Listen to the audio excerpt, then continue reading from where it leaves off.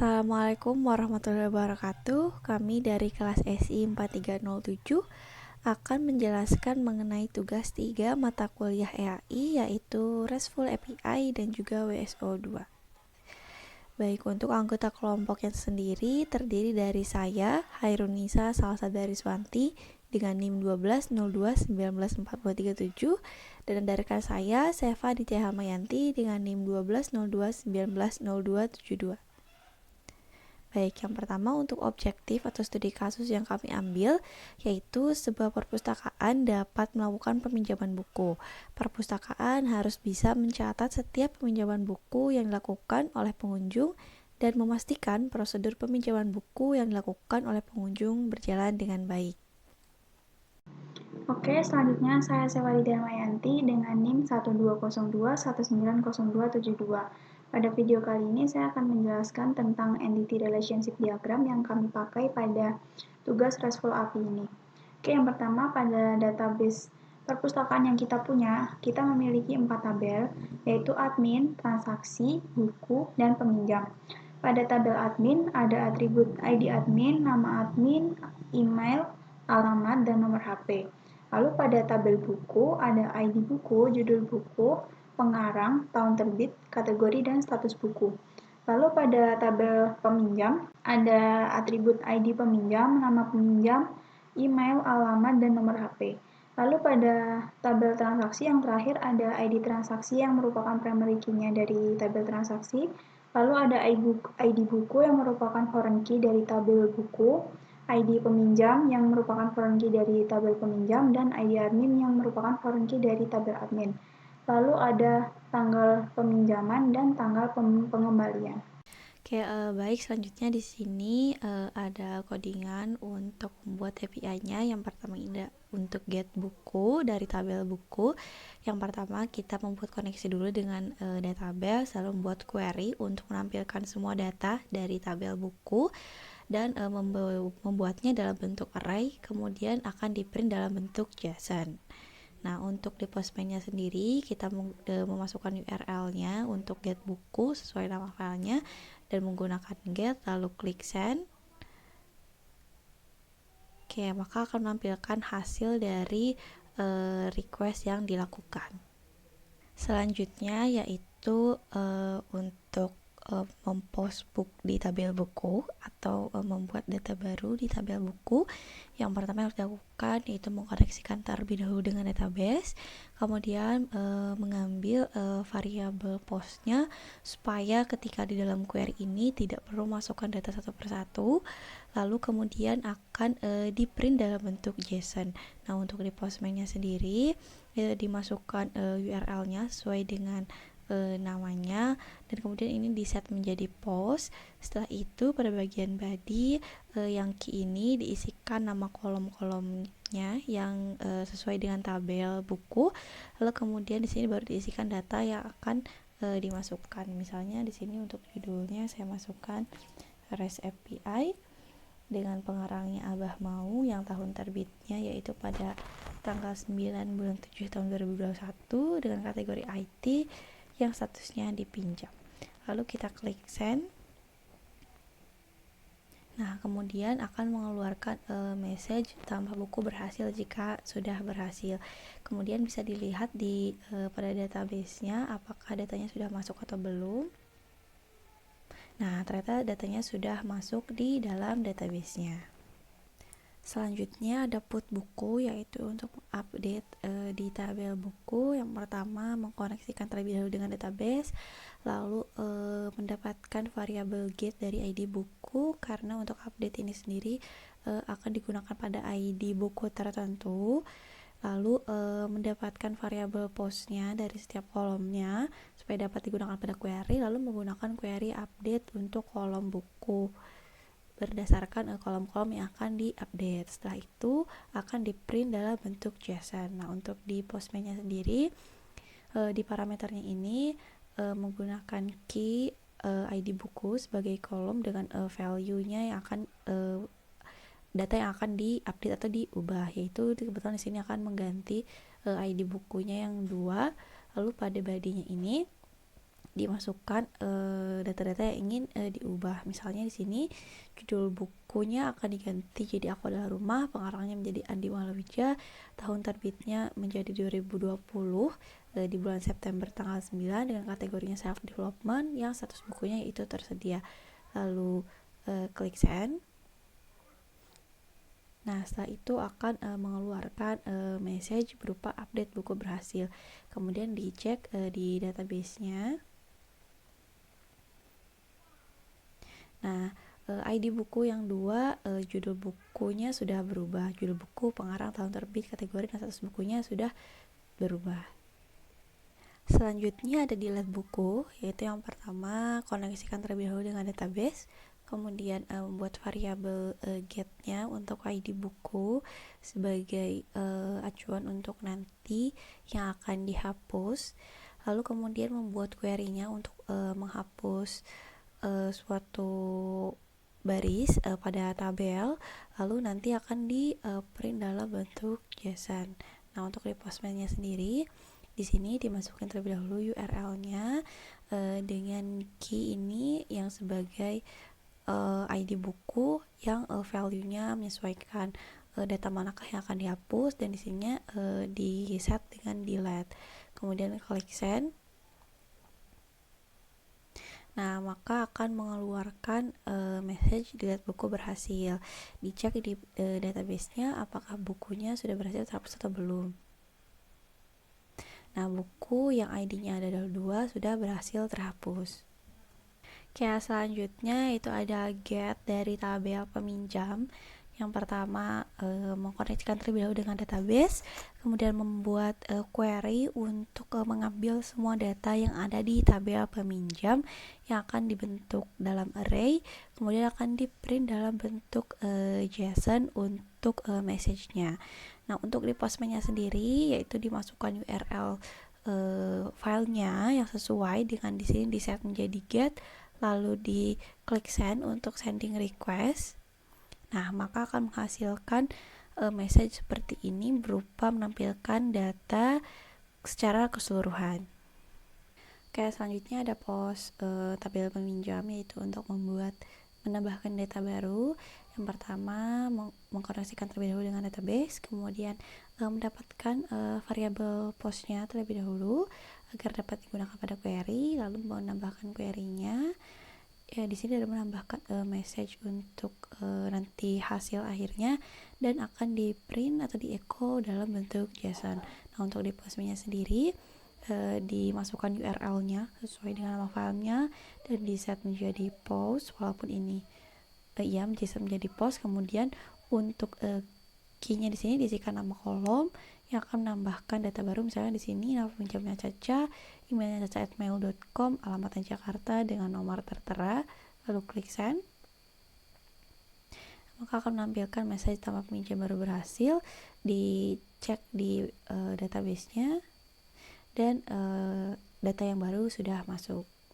Selanjutnya ada untuk tabel peminjam, yaitu untuk update di tabel peminjam. Yang pertama koneksi terlebih dahulu dengan database, kemudian mendapatkan variabel get ID peminjam sebagai nanti ID berapa yang akan diupdate agar bisa ditentukan di dalam query-nya.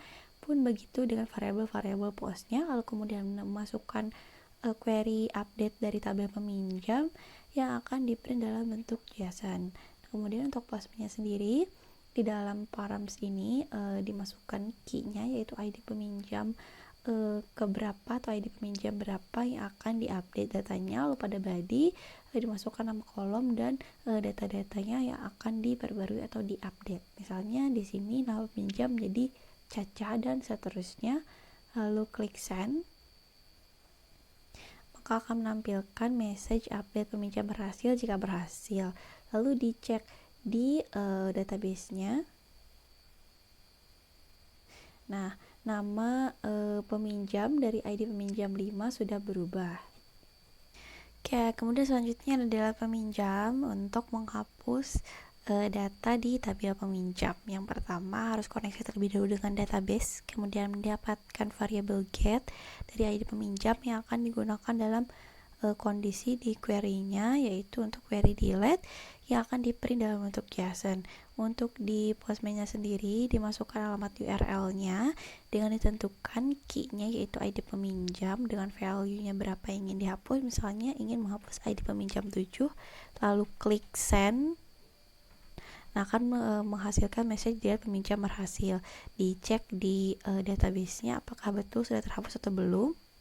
ID peminjam 7 sudah berhasil terhapus. Oke, selanjutnya ada get admin untuk melihat data dari tabel admin. Yang pertama, koneksi terlebih dahulu dengan database, kemudian membuat query untuk mengambil semua data dari tabel admin, lalu di dalam bentuk array seperti ini, kemudian akan di print dalam bentuk JSON. Untuk Postman-nya sendiri, di URL-nya ini diisikan alamat filenya, lalu ini di set menjadi get, lalu klik send untuk sending request, maka akan menampilkan data dari tabel admin.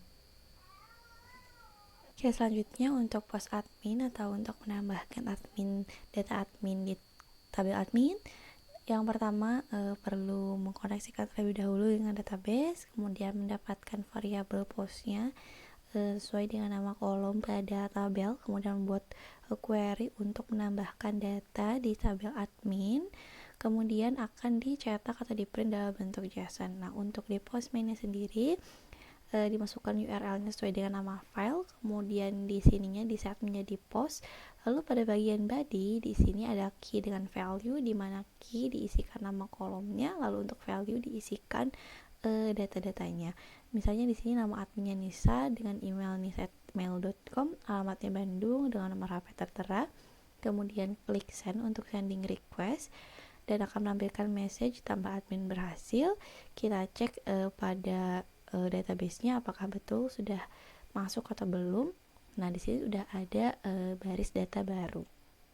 Oke, selanjutnya ini ada buat admin, yaitu untuk mengupdate data admin. Yang pertama setelah koneksi tabel dengan database, kemudian di sini mendapatkan variabel get untuk get ID admin, lalu mendapatkan variabel post dari kolom lain yang dibutuhkan, kemudian menambahkan query dan akan di print dalam bentuk JSON.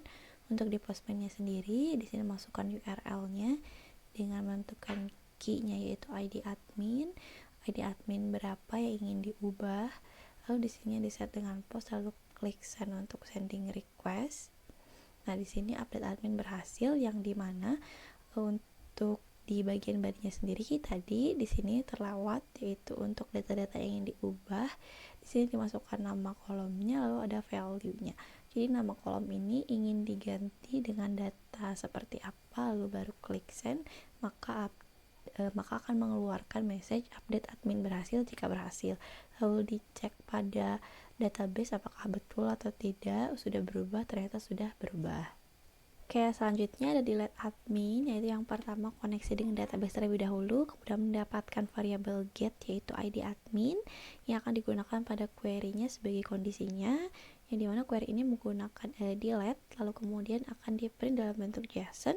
Untuk pada Postman-nya sendiri, di sini dimasukkan URL-nya sesuai dengan nama filenya dengan mengatur key-nya yaitu ID admin berapa yang datanya ingin dihapus, kemudian ini jangan lupa di set delete, lalu klik send untuk sending request dan akan menampilkan message delete admin berhasil jika berhasil. Dicek di database apakah betul sudah terhapus atau belum. Nah, ID admin 3 datanya sudah terhapus. Oke, selanjutnya ada get untuk tabel transaksi. Yang pertama koneksi terlebih dahulu dengan database, kemudian menambahkan query untuk menampilkan semua data dari tabel transaksi, kemudian di set dalam bentuk array untuk tampilannya nanti yang akan di print dalam bentuk JSON. Kemudian pada Postman-nya sendiri dimasukkan URL-nya yaitu get transaksi, dengan ini di set menjadi get, lalu klik send untuk sending request, maka akan menampilkan semua data dari tabel transaksi. Oke, lalu selanjutnya ada post transaksi. Pada tabel transaksi, yaitu pertama koneksi dengan database, kemudian mendapatkan variabel postnya, lalu membuat query-nya menggunakan insert into yang akan di print dalam bentuk JSON. Lalu pada Postman-nya dimasukkan URL-nya sesuai dengan nama filenya, dan ini jangan lupa di set post, Kemudian pada body di sini dimasukkan key-nya, itu berupa kolom-kolom yang ingin dimasukkan datanya, yaitu berupa data baru. Misalnya ID bukunya 3, ID peminjam 5 dengan ID admin 1, dengan tanggal peminjaman tanggal 3 bulan 2 tahun 2022 dan tanggal pengembaliannya itu tanggal 7 bulan 2 tahun 2022. Lalu klik send untuk men-sending request. Dan di sini akan mengeluarkan message tambah transaksi baru berhasil. Lalu dicek pada database apakah betul ada data baru yang masuk. Nah, di sini sudah ada data baru yang masuk. Oke, selanjutnya ada flow transaksi untuk mengupdate data pada tabel transaksi. Yang pertama, koneksi terlebih dahulu dengan database, kemudian mendapatkan variabel get-nya yaitu ID transaksi, kemudian mendapatkan variabel postnya dari tabel transaksi, lalu membuat query-nya yaitu update pada tabel transaksi dan akan di print dalam bentuk JSON. Lalu pada postman-nya di sini dimasukkan URL-nya sesuai dengan nama filenya, lalu kemudian pada params ini di key-nya dimasukin ID transaksi sebagai data mana sih yang ingin diubah. Lalu di sini dimasukkan data yang mananya, filenya berapa. Lalu pada bagian body baru dimasukkan data-datanya yang ingin diubah itu menjadi apa sesuai dengan nama kolomnya. Misalnya di sini ID peminjam menjadi 5, ID admin menjadi 5, tanggal peminjaman menjadi tanggal 3 bulan 2 tahun 2022 dan tanggal pengembalian menjadi tanggal 10 bulan 2 tahun 2022. Lalu klik send untuk sending request dan akan menampilkan message update transaksi berhasil jika berhasil. Lalu dicek di database-nya apakah betul datanya sudah berubah. Dicek di sini yang tadi diubah adalah ID transaksi 1, yang tanggal peminjamannya 1, tanggal pengembaliannya tanggal 7. Nah, diupdate. Nah, berubah menjadi peminjaman jadi tanggal 3 dan tanggal pengembaliannya menjadi tanggal 10.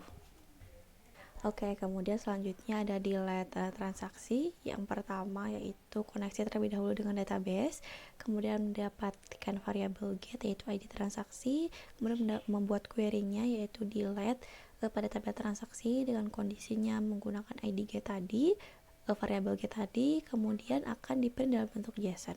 Nah, pada postman-nya sendiri di sini dimasukkan alamatnya sesuai URL-nya dengan ini di set menjadi delete. Lalu pada bagian param sticky-nya ini dimasukkan ID transaksi dengan value-nya berupa data keberapa sih yang ingin dihapus atau data apa yang ingin dihapus.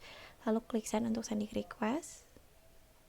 Nah, jika berhasil maka akan menampilkan message delete transaksi berhasil. Lalu dicek pada database apakah betul data ID transaksi 6 terhapus. Nah, ternyata data transaksi 6 sudah terhapus. Baik, selanjutnya penjelasan tentang implementasi WSO2 pada tugas RESTful API ini. Di sini kami sudah membuat 4 endpoint baru, yaitu pertama admin, buku, peminjam, dan transaksi. Di endpoint admin underscore get ini terdapat URL API yang akan kita olah nanti. Sama di tabel buku juga, di peminjam juga seperti itu, dan di transaksi juga sama. Oke, selanjutnya setelah membuat endpoint, kita juga membuat RESTful API. Yang pertama ada getAdmin. Nah, pada getAdmin ini kita membuat log bernama logadmin, lalu send-nya berisi endpoint dari admin get yang sudah kita buat tadi di sini. Lalu setelah itu di-send lagi dan kita coba jalankan.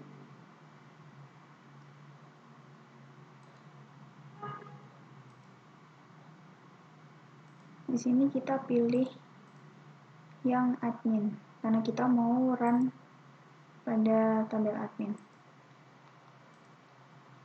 Nah, jika sudah tampilannya seperti ini berarti RESTful API yang kita jalankan sudah berhasil. Lalu cara mengecek apakah RESTful kita berhasil atau tidak, kita buka link yang sudah ada ini, kita copy dan kita buka di browser. Nah, oke, di sini udah muncul nama admin yang pernah kita input di database, sama seperti tampilan yang ada pada Postman. Oke, selanjutnya pada REST API buku.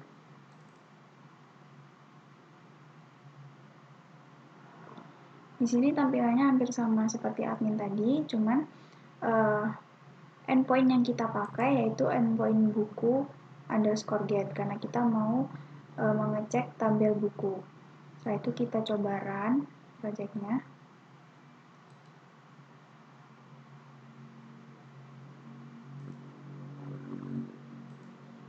Lalu kita pilih yang buku. Setelah didapatkan link ini, kita cek lagi di browser apakah datanya udah muncul atau belum. Oke, ternyata data buku juga sudah muncul seperti yang ada pada Postman. Selanjutnya kita akan mengecek RESTful API dari tabel peminjam. Di sini kita pakai endpoint-nya dari peminjam_get karena kita mau menampilkan RESTful API dari tabel peminjam. Oke, langsung kita run saja. Kita ambil yang peminjam. Oke, di sini didapatkan linknya. Kita buka di browser. Nah, akan muncul tabel yang ada pada database peminjam. Oke, setelah itu kita run yang di tabel transaksi.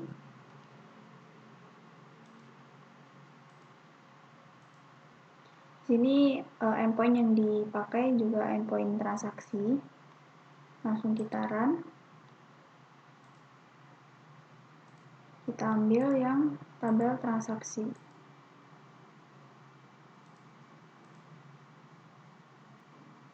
Lalu kita copy juga linknya. Kita telusuri di browser untuk mengeceknya. Nah, bisa ditampilkan data-data yang sudah masuk ke database yang kita punya.